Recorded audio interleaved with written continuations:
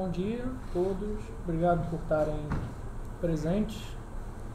Queria agradecer à comissão organizadora, agradecer a filmagem e queria deixar registrado, já que está sendo filmado, algumas coisas. Pode agradecer a mim. Também ao César, né?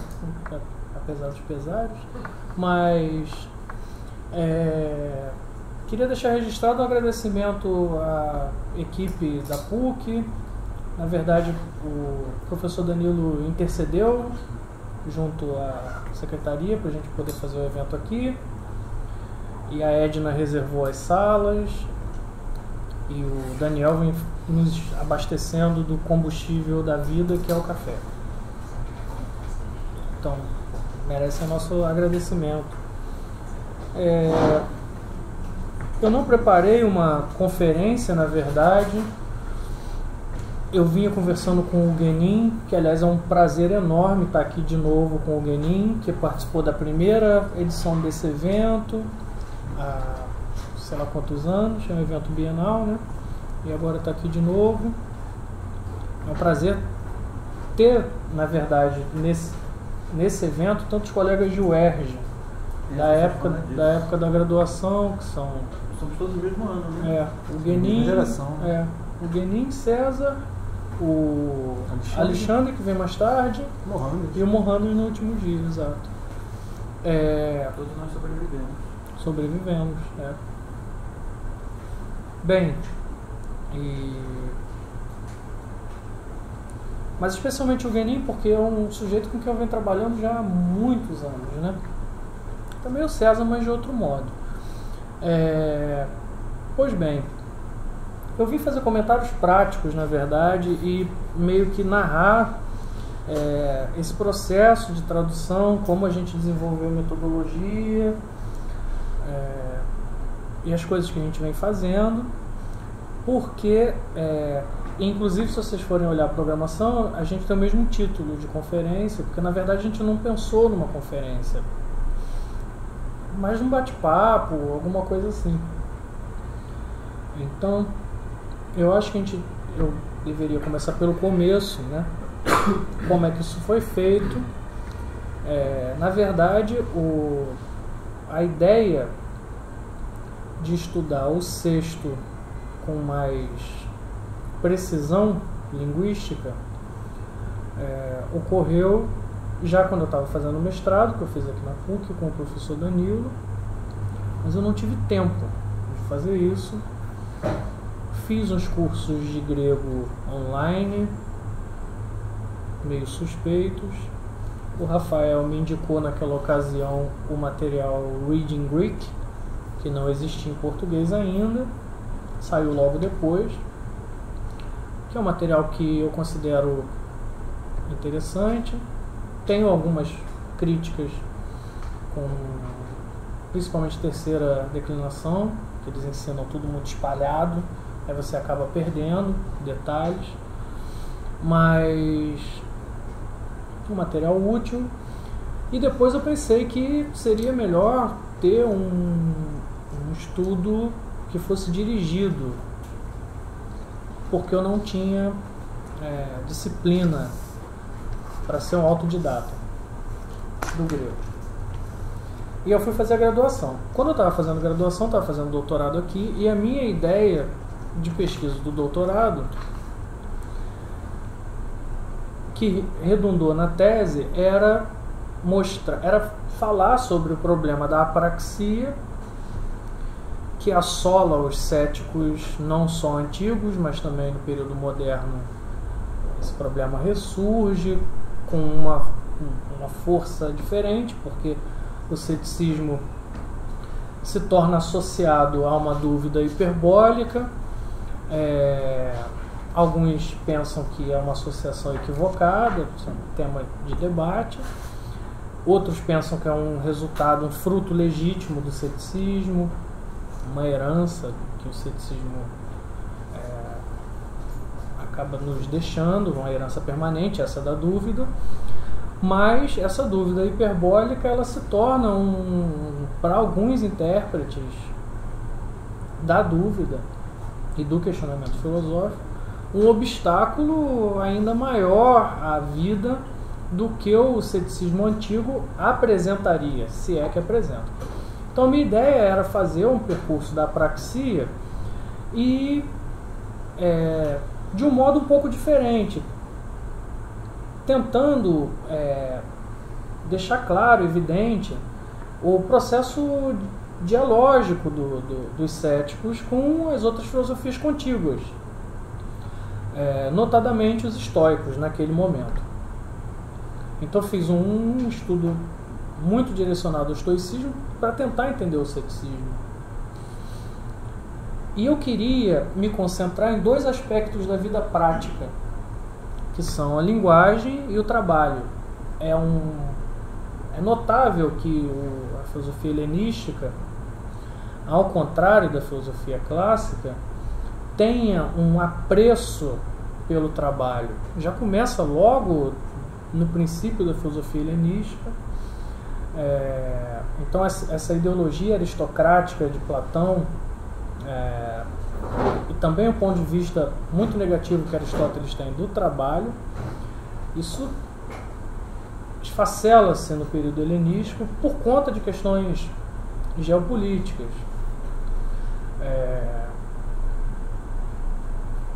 Que são fruto de especulações. Mas o fato é que, para Sexto,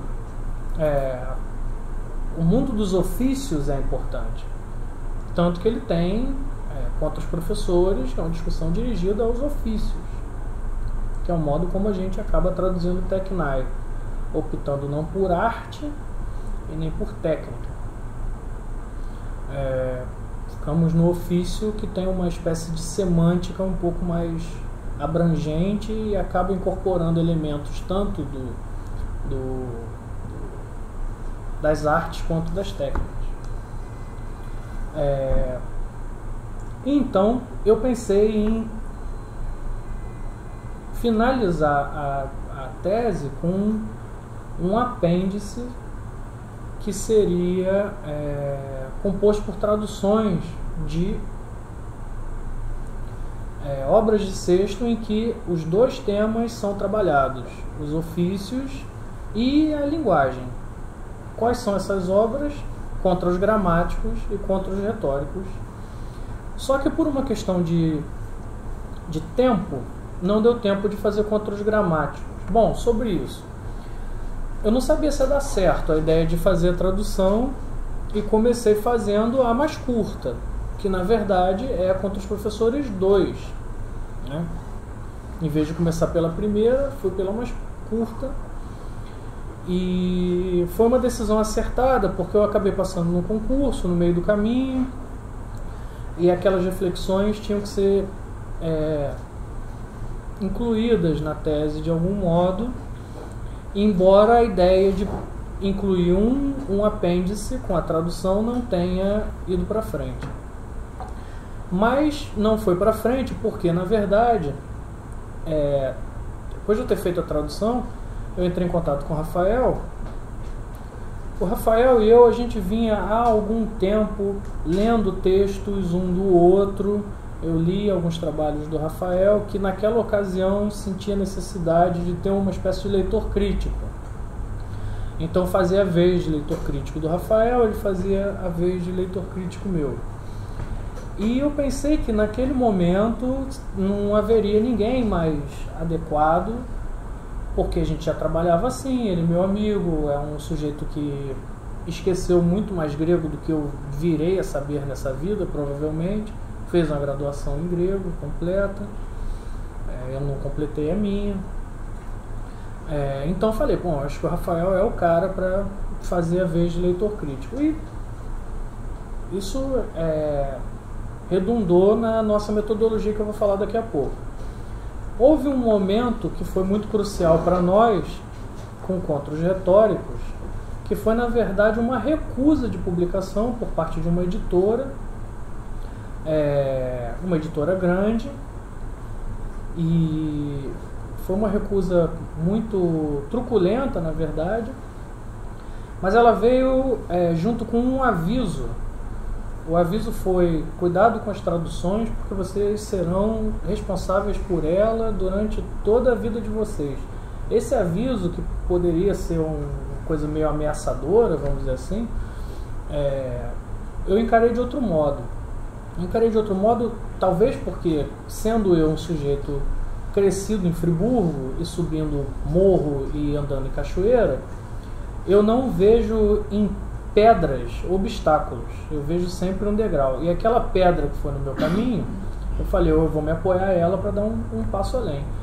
E aí eu descobri o e-mail do Gésio Gutierrez, que é o editor-chefe da EduNesp, e entrei em contato com ele. Por um acaso, é um filósofo. Eu entrei em contato com ele, ele ficou entusiasmado demais com o projeto e acabou, então, a recusa inicial virou um aceite numa outra editora, muito melhor do que a primeira, na minha opinião, que tem uma boa distribuição, a tipografia é excelente, o trabalho editorial é lindo, e saiu Contra os Retóricos em 2013 com a orelha do professor Danilo, e a gente começou imediatamente a trabalhar em Contra os Gramáticos, que saiu em 2015 com a orelha do Plínio. Bem, então, o Rafael mora muito distante de mim e a gente precisava estruturar um modo de trabalhar. A gente estruturou por e-mail e depois por WhatsApp, trocando conversas. Como é que funciona isso? Basicamente a gente faz assim: eu faço uma primeira tradução, a minha tradução ela é mais dura, às vezes muito literal, e o Rafael ele faz uma tradução que é uma tradução em alguma medida crítica à minha, questiona algumas escolhas minhas, na verdade muitas, e ele manda grupos de passos. Então eu mando, por exemplo, um conjunto de passos, sei lá, até o passo 30, e ele manda do 1 ao 5 uma versão dele e críticas à minha versão. Isso é uma primeira rodada. Na segunda rodada eu reconheço ou não o mérito das propostas dele. Caso eu não reconheça, eu argumento pelas minhas escolhas, e todo esse debate vira notas de rodapé filológicas, vamos dizer assim, ou sobre conceitos. Então esse processo engendra boa parte das nossas notas. Uma coisa sobre a EduNesp é que eles limitam, nessa coleção específica, que é Clássicos da Filosofia, autores clássicos, uma coisa assim, que é aquela coleção capa de 2 cores, com um retângulo, o nome da obra e o autor. Eles limitam um pouco a introdução, mas eles não limitam muito as notas. Então a gente pode fazer notas mais ou menos longas e notas de vários tipos. Contra os Retóricos tem muitas notas filológicas, é uma obra pequena, e tem notas técnicas, conceituais e etc. Existe uma discussão em Contra os Retóricos que passa desapercebida. Na verdade, Contra os Professores é todo um conjunto de obras muito pouco lido, mas tem uma discussão que passa desapercebida ali, que é a questão do problema do critério epistemológico. Tem um momento ali que Sexto está discutindo 2 concepções de retórica, uma oriunda do estoicismo, que por sua vez admitiam o uso da retórica desde que ele fosse resultado das impressões catalépticas, e por sua vez uma discussão também contra ou com os acadêmicos que admitiam a retórica como algo com caráter persuasivo, e aí o persuasivo, que é o Pitanon, ligado ao critério deles também. Então tem uma discussão de critério que é implícita, e a gente tenta revelar isso, etc. Pois bem, quando a gente estava fazendo essa tradução, começamos a perceber que algumas manhas de Sexto com relação aos usos da linguagem. Por exemplo, se a gente for pegar a Gramática Grega do Ragon, que é uma obra de 1880 e pouco, e que ainda determina muitos paradigmas de lidar com o grego, é uma obra excelente, de fato. A gente tem a exortação ali, que é usualmente atendida por tradutores, de não traduzir partículas como men e de. Mas a gente percebeu que no caso de sexto, em alguns momentos, essas partículas introduzem, são indicadores de um raciocínio antitético que ele pretende levantar. Então, nesse caso, men e de deveria ser traduzido como por um lado, por outro lado, expressando uma diafonia. Percebemos isso naquele momento. Também percebemos um sexto irônico, por exemplo, quando o sexto vai falar sobre os retóricos que acham que a retórica deve ser uma ferramenta para o sujeito falar empolado. Ele começa a falar empolado, usa períodos diferentes, então ele tem muita consciência da linguagem que ele emprega. Em Contra os Gramáticos, ele tem mais ou menos o mesmo expediente debochado, mas ali, em Contra os Gramáticos, nós percebemos que não daríamos conta de comentar a riqueza conceitual da obra e começamos a funcionar com um pool, na verdade. E ali nós incluímos o Aldo, meu colega da Federal de Sergipe, que naquele momento trabalhava com o Walter, questões de lógica estoica. Chegamos a publicar um livro de lógica estoica, está disponível em PDF online. E o Aldo fez notas sobre discussões que Sexto avança acerca da interpretação estoica da linguagem, dos lectar, dos axiômata e etc. E tem notas longas de Aldo nesses momentos. Também, enquanto estávamos fazendo a tradução, curiosamente eu recebi um e-mail de um sujeito que hoje é meu orientador na linguística, no meu segundo doutorado na UFJF, que é o Fábio Fortes, que é professor de grego e latim na Federal de Juiz de Fora.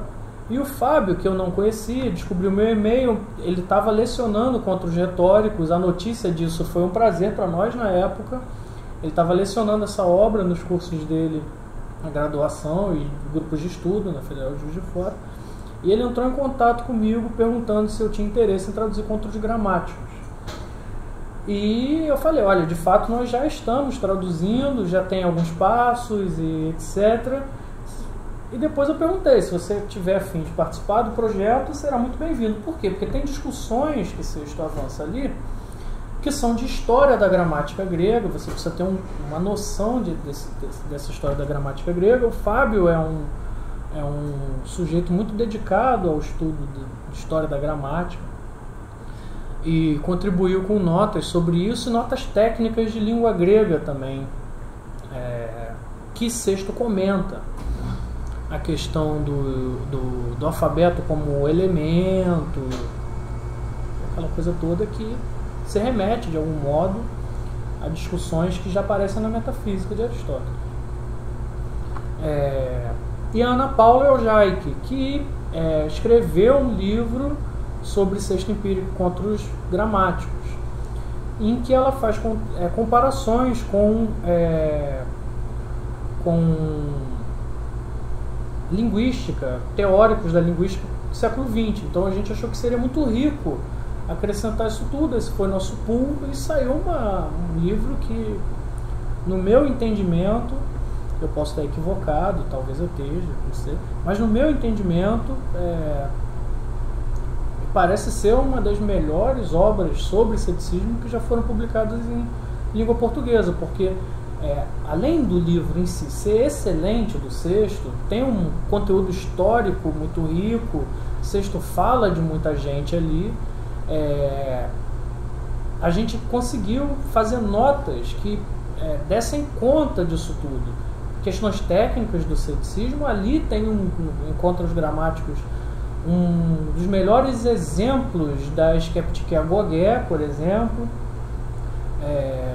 explicada passo a passo bem diferente das hipotiposes, e tem um emprego do método, etc. Questões de estilo e tudo mais. Contra os astrólogos, nós começamos a fazer em 2015. Eu fiz uma primeira versão em cerca de 6 meses.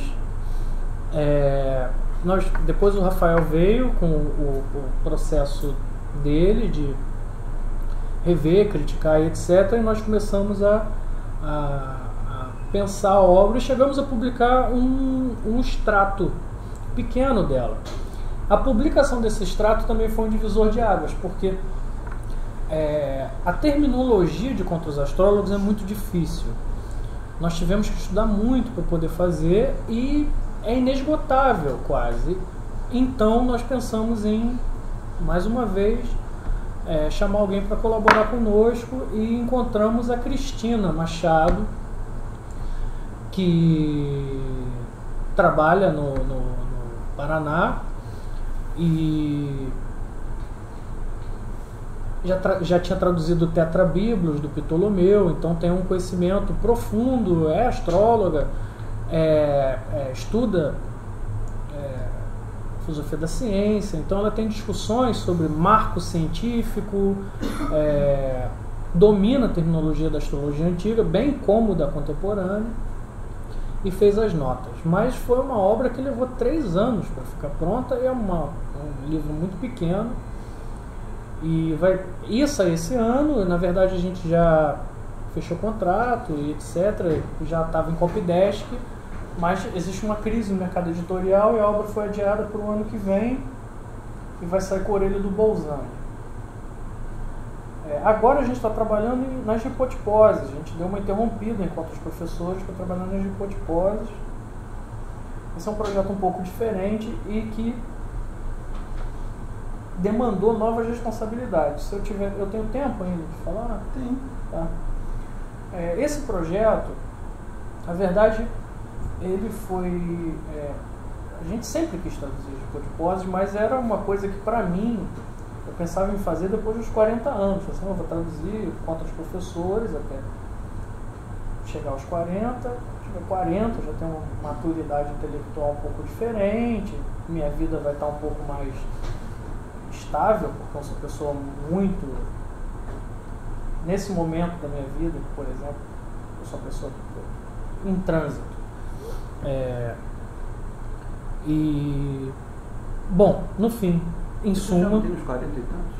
Não, tem um aspecto de 40 e tantos. E sabedoria também. Mas...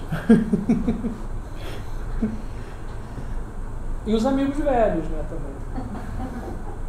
De terra. Permanentemente. Mas aí o que aconteceu foi o seguinte: o Plínio me chamou para dar um curso na Unifesp. E ele começou a botar muita pilha para a gente traduzir logo. Vamos traduzir. Já falei com o Gésio, vamos traduzir. O Plínio é um sujeito muito... O Vitor também conhece ele muito bem. O Plínio é muito trabalhador, assim, muito entusiasmado. E é quase irresistível, na verdade, o ímpeto dele. E eu não resisti e falei com o Rafael, vamos traduzir. Naquele momento a gente estava querendo levar adiante contra os professores. Eu também estou traduzindo Galeno. Nós estamos, né? Vai sair provavelmente em Coimbra, Dessectes.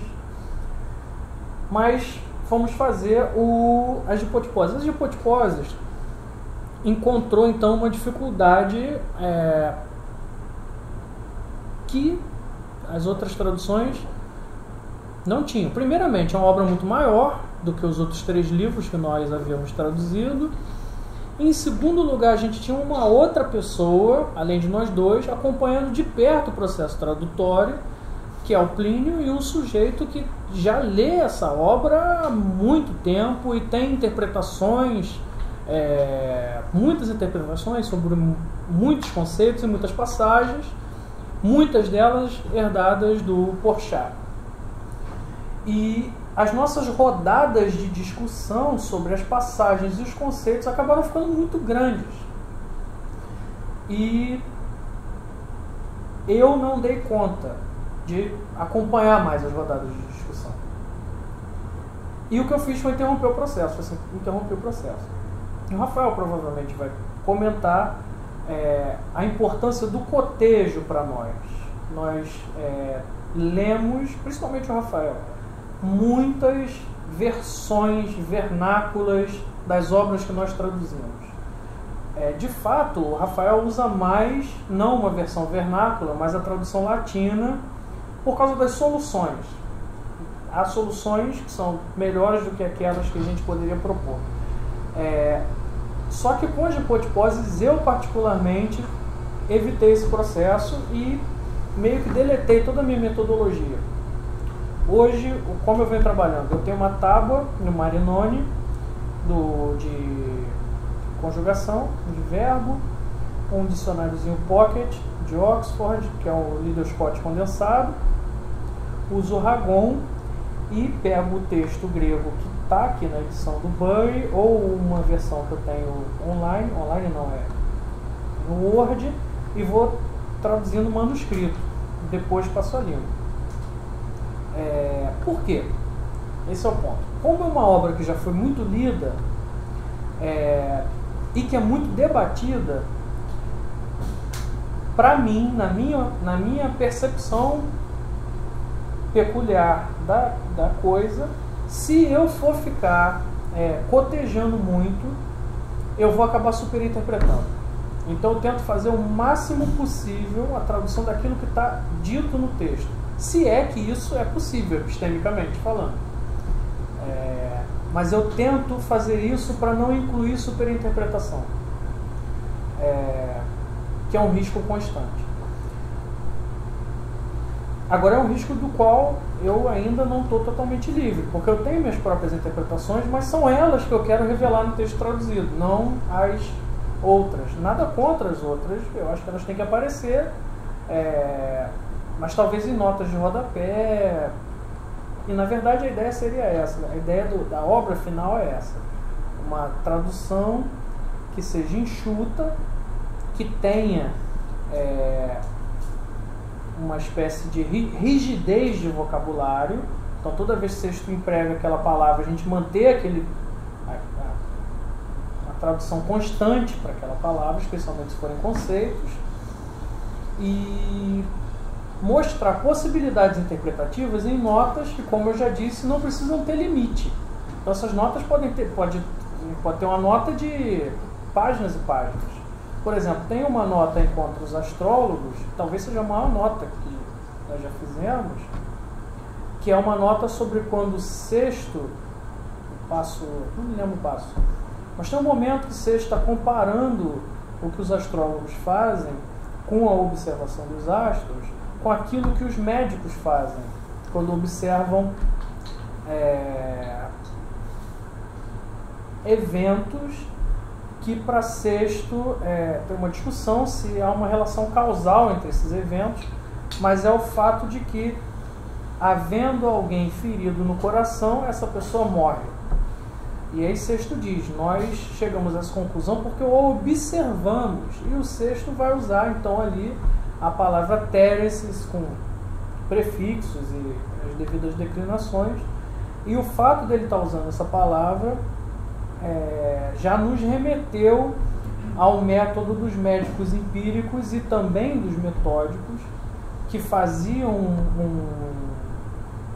dessa palavra um conceito específico para expressar o fato de que eles observavam eventos. E sexto usa também com sentido de observância no passo dos 4 pilares da vida cética. O que ele faz é téresis, com os hábitos.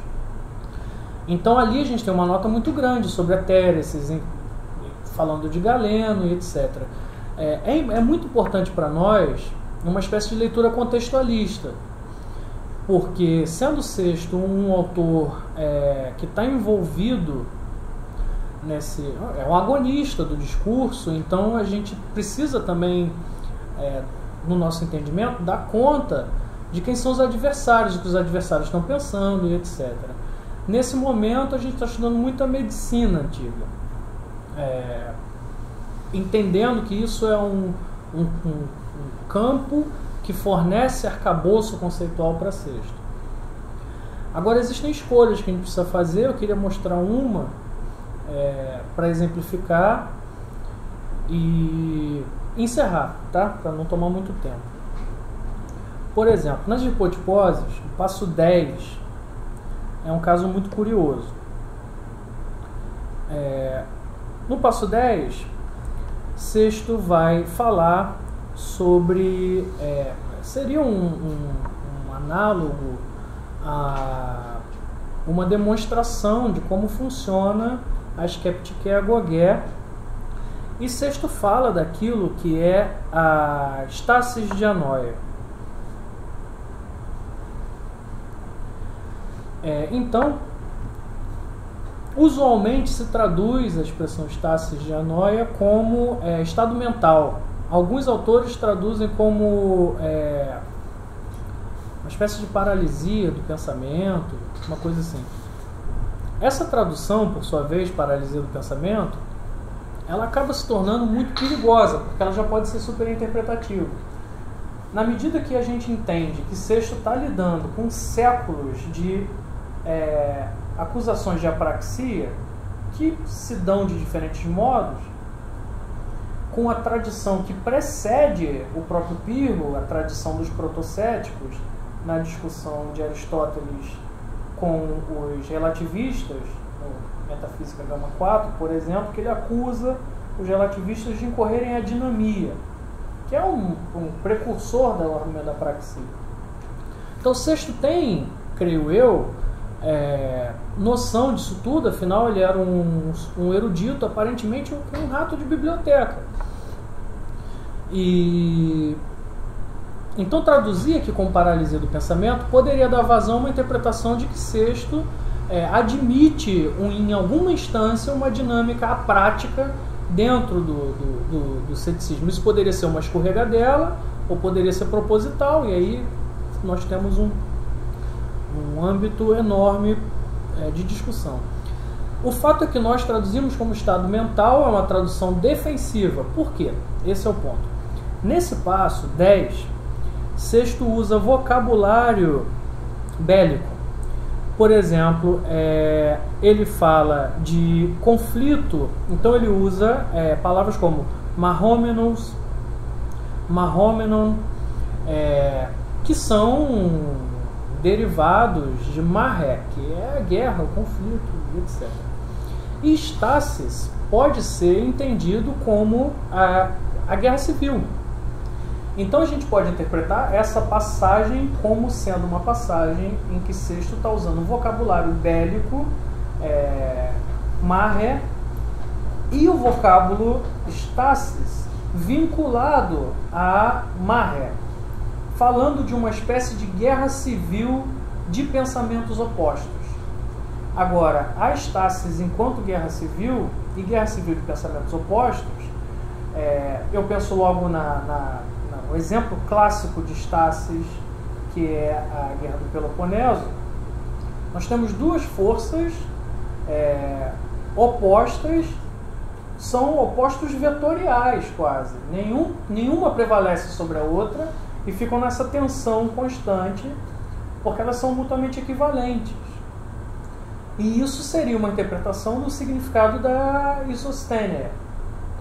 Então, o que poderia ser essa stasis? Nós poderíamos interpretar como uma espécie de não cessação do pensamento, nem paralisia, mas como se fosse uma circunstância em que, considerando o grande conflito e considerando que esse conflito é entre forças diametralmente opostas, elas se aniquilam mutuamente, gerando uma espécie de nulidade, sim, mas que não é paralisia nem cessação. Só que isso também é superinterpretativo em alguma medida. Essa superinterpretação, ela foi possivelmente encampada. Isso é um outro estudo que eu venho fazendo, que é da recepção de Sexto Empírico no período do Renascimento por pessoas ligadas às teologias negativas e ao cabalismo. Então nós podemos ter uma interpretação mais mística, vamos dizer assim, dessa passagem, em que o ceticismo seria um modo de ir levantando argumentos que são diametralmente opostos e colocando-os em conflito, anulá-los mutuamente, gerando a sensação de ataraxia por conta da anulação dos pensamentos opostos. E aí vem um ceticismo quase budista esse. Mas então, a gente teve que fazer uma escolha aqui. Esse é o ponto. E qual foi a nossa escolha? A mais defensiva. Eu vou parar de falar, porque senão eu falo até amanhã de manhã, e deixar o Rafael falar um pouco aqui sobre outras questões. E obrigado a todos.